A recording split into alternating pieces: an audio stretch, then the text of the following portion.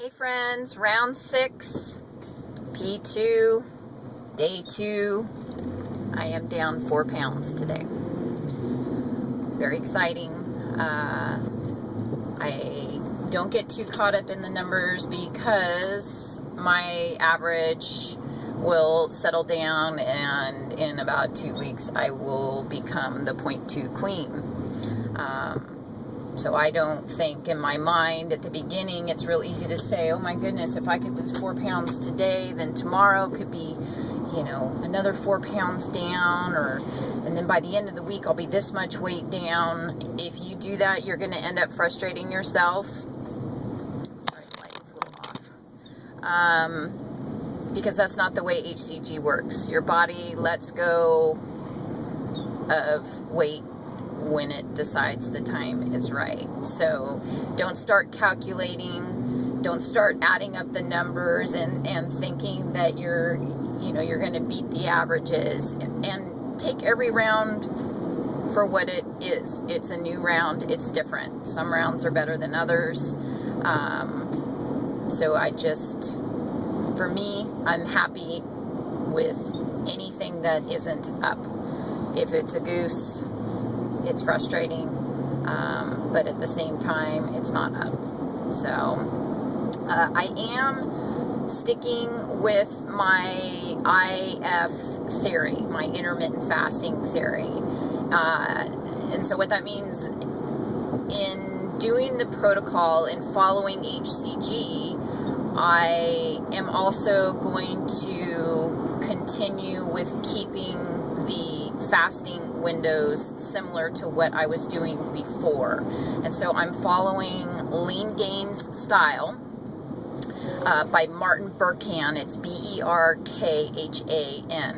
And what that means is I believe that the body truly benefits from fasting for a specific amount of time in between food. I've seen the benefits, and I like the way that I feel.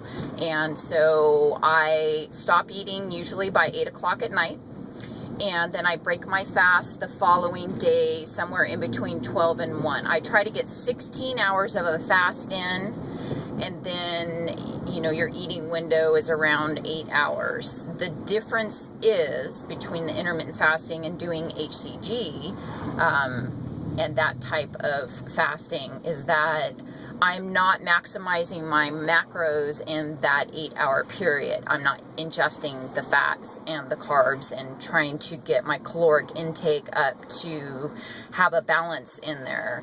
I'm going to have a deficiency no matter what because I'm on HCG. So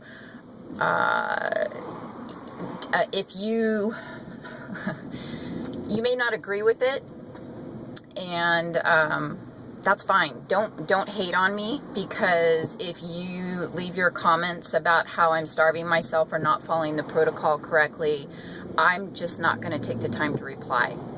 I don't have time for it. I'm not interested in doing battle with you about it, and it's my journey. I'm going to do it the way that I want to do it, and before you start making your comments about how I'm starving myself and all of that, go educate yourself on what fasting benefits do for you, and then maybe I'll talk with you.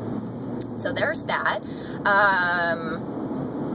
Sorry, sometimes I can be a bit blunt, but I just, after you've done a few rounds, you tend to either you still stick with MOP or your POP, or you start doing things a little bit different, you exercise or whatever. Fasting works for me. I've eaten that way my whole life. I'm not a huge breakfast eater. When I do eat breakfast, I find it bogs me down or makes me hungry sooner than I would be if I just skipped it. And so it's the whole eating to hunger principle, and if I have a day where I find myself hungry at 10, well, then I'm going to eat my apple at 10. But in general, I don't normally break my fast until afternoon.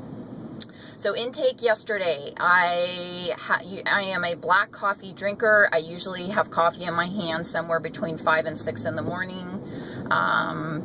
My husband brings it to me in bed. I make it the night before and prep it, and then he brings it up to me to wake me up. So it's been a nice thing that we've done through the years.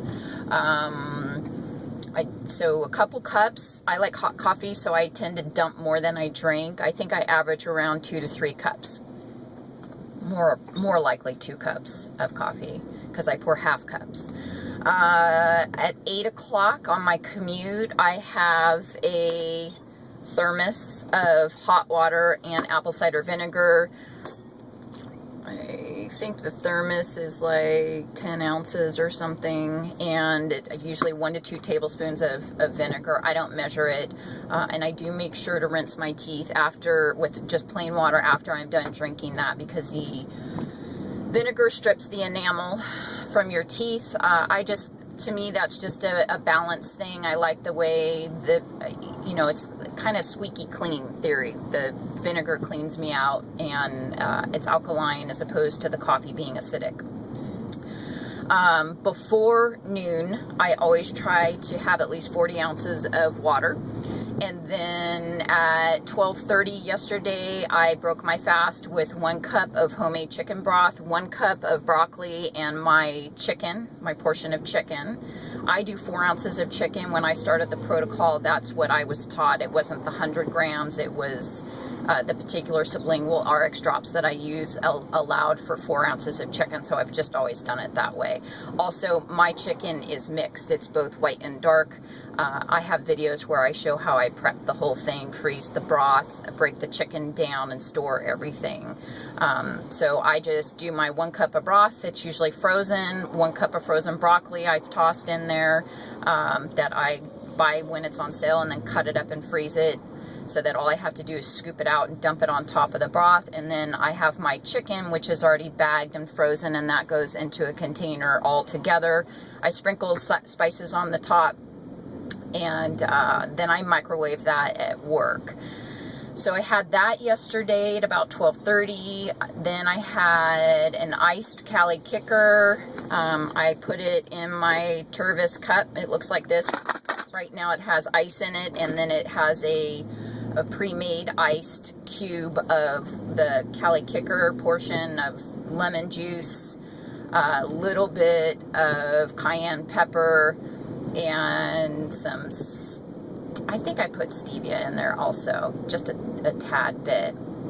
And there's plenty of vlogs on that also. And then and that's about 16 ounces that I had yesterday, another 40 ounces of water before 6. So I spent a lot of time in the bathroom yesterday, which I try to get as much of my fluid intake in before 6 o'clock, because I just spend all night in the bathroom otherwise. And then for dinner, it was a late dinner for me because I was at a soccer practice. I have 3 kids, so my schedule's crazy. We had tennis, basketball, and soccer yesterday.